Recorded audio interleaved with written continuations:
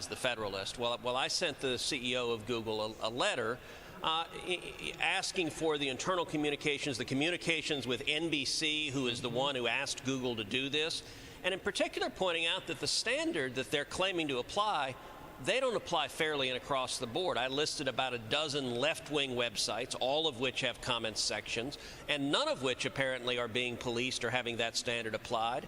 And in particular, YouTube, which Google wholly owns, it's a wholly owned subsidiary.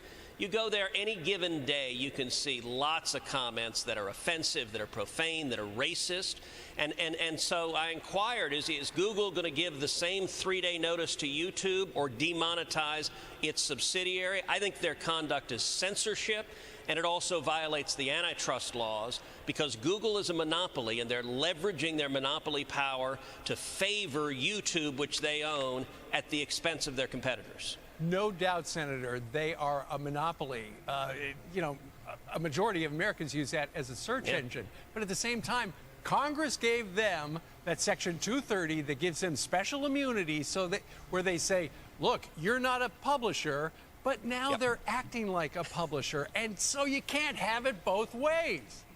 Yeah, no, that's exactly right. Section 230. So big tech gets a special immunity from liability that nobody else gets.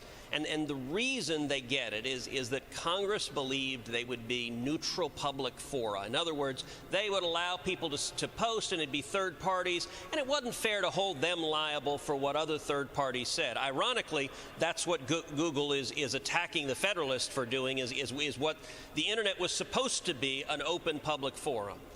Big tech, and in particular Google, Facebook, Twitter, and YouTube, they've made a conscious decision. They're not going to be a neutral public forum anymore. Instead, they're going to censor, they're going to shadow ban, they're going to silence the voices they disagree with. They're silencing conservatives and amplify the voices they agree with. And if they do that, there's no reason on earth that Congress should give them a special immunity from liability that nobody else gets.